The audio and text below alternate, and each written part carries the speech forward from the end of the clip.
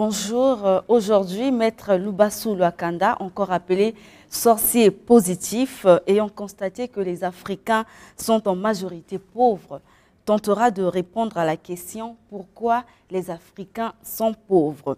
À cette question, justement, il accuse le rejet de la culture et la spiritualité africaine. Bonjour, Maître Lubassou Lwakanda. Bonjour, la sœur. Comment allez-vous? Ça va très bien.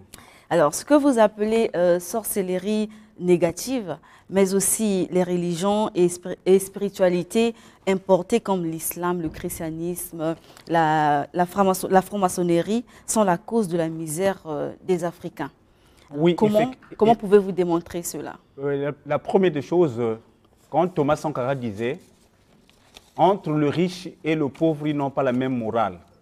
La Bible ou le Coran ne peuvent jamais servir de la même manière entre celui qui exploite le peuple et celui qui est exploité. Il faut deux éditions de la Bible et deux éditions du Coran. Si aujourd'hui les gens sont devenus des chrétiens, c'est parce que c'est une religion importée qu'on nous a imposée à l'époque coloniale. Sur les 35 pays les plus pauvres du monde, 25 pays sont africains.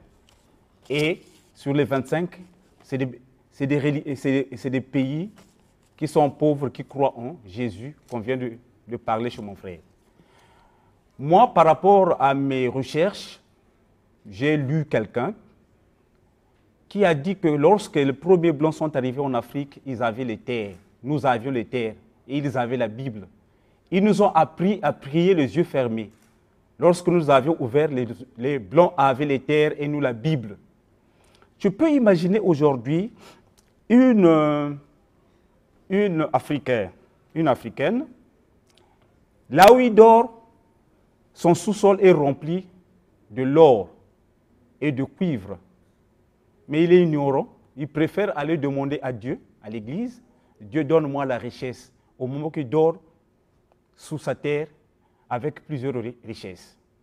Or, à l'époque de nos ancêtres, et quand le peuple Congo ont quitté en 220, mais Kachopa, qu'on appelle l'Éthiopie aujourd'hui, ils sont arrivés en Afrique du Sud, et de l'Afrique du Sud, ils sont arrivés en Angola, qu'on appelait Angola à l'époque. C'est en 1270 qu'ils ont bâti le royaume Congo. Et le premier roi du royaume Congo, on l'appelait Nkulu Isanusi. Et le deuxième roi, on l'appelait Nimilu Keni. Nimilu Keni était forgeron. Donc il avait la maîtrise de savoir ça, c'est le fer. Puisque le fer, dans notre langue, on appelle ça Sengo. Et le forgeron, dans notre langue, on l'appelle Ngangula, un forgeron. On avait des gens qui avaient la connaissance. Ici, il y a de l'or. Ici, il y a le cuivre qu'on appelle Nsonga. Mais de nos jours, puisqu'il y a eu l'imbécilité de la doctrine chrétienne et musulmane, les Africains sont devenus pauvres. Deuxièmement, quand nous remarquons, aujourd'hui, si un enfant d'un Africain meurt, c'est la volonté de Dieu. Si quelqu'un te doit de l'argent, il ne te paye pas, oh, c'est la volonté de Dieu. Donc, tout ce que est du mal, on donne ça toujours, oh, c'est la volonté de Dieu. L'Africain ne réfléchit pas. D'accord. Pour vous, l'Africain est ignorant. Alors, quelles sont les pistes de solutions que vous proposez pour que les Africains sortent de cette pauvreté? Il y a plusieurs pistes de solutions. La première des choses.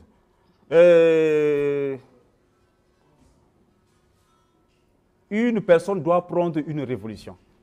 La révolution apporte à l'évolution. Sans la révolution, tu ne feras rien. Moi, j'étais chrétien. Plusieurs fois, je vais dire, j'étais pasteur. À l'époque, quand j'étais pasteur, j'avais qu'un enfant. Mon enfant était tombé malade. On a amené l'enfant à l'église.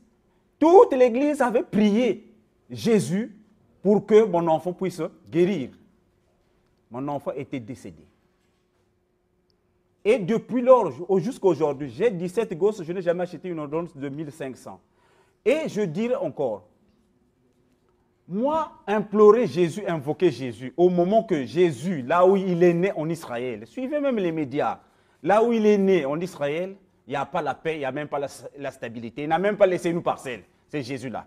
Mais les Africains demandent de l'aide à ces Jésus, au moment que, là où il est né, il n'y a pas la stabilité. On dit que la charité bien ordonnée commence par soi-même. La piste de solution que je demande aux Africains, c'est de prendre connaissance. C'est-à-dire le retour aux Le retour à nos valeurs ancestrales. Changer d'abord notre système politique, changer notre système monétaire, changer notre religion, revenir à la religion authentique. D'accord. Maître Lubassou Lwakanda, pensez-vous que le retour à l'authenticité dont vous prônez serait efficace, tout en sachant que c'est depuis belle lurette que l'Africain est influencé par les religions importées? Ça serait une bonne chose, c'est parce que aujourd'hui l'État va prendre des mesures fermes.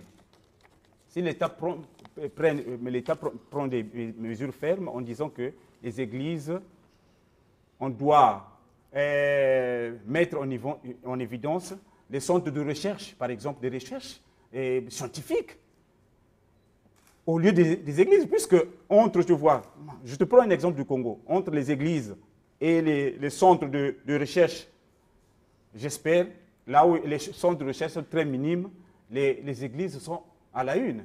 Donc ce sont les églises en priorité qui nous amènent à la pauvreté. Donc, ce que nous devrons faire, on doit réfléchir, penser comment faire pour participer à l'évolution planétaire. Alors, les églises nous emmènent à la pauvreté, vous l'avez dit, mais aujourd'hui, les autres peuples parlent d'invention et de révolution technologique. Mais vous, ne faites que vous contenter des Mundeko, de Muselebende, des Mbassou. C'est cette spiritualité qui va faire évoluer les Africains, vous pensez? Non, ça ce n'est pas une spiritualité. Ce sont des techniques pour pouvoir coopter quelque chose. Mais aujourd'hui, j'ai un centre où je forme les gens. Si tu veux apprendre la politique, par exemple, je te forme en politique. Politique totalement africaine. J'avais écrit un livre intitulé « L'Afrique disparaîtra si ». Point d'interrogation. Pourquoi? J'ai dit que nous allons changer la politique, nous allons former des gens, des bons journalistes comme vous, comme vous êtes, des hyper-hommes intelligents, au lieu de se contenter de la Bible ou du Coran. C'est ce que le président Thomas Sankara avait dit, entre la Bible et le Coran ne peuvent jamais servir de la même manière entre celui qui exploite le peuple et celui qui est exploité. Alors, Maître Lubassou, un siège de la sorcellerie africaine a été construit à Bamako, au Mali, pour former les futurs sorciers. Pensez-vous que cela peut contribuer au développement de l'Afrique? Oui. Je suis même convié à aller dispenser ma connaissance au Mali. Ça va aider à pouvoir faire développer l'Afrique. D'accord. Lentement et sûrement, Maître Lubassou, nous tendons vers la fin de cet entretien. Un message peut-être à tous les Africains qui vous suivent en ce moment et vos contacts téléphoniques. Ce que je dirais aux Africains, ne vous contentez pas du minime. Il faut regarder loin. Faire une révolution. La révolution est en soi. Une personne doit se dire, malgré, il doit se poser des questions. Donc, le questionnement. Quand je te pose des questions, tu vas recevoir la réponse.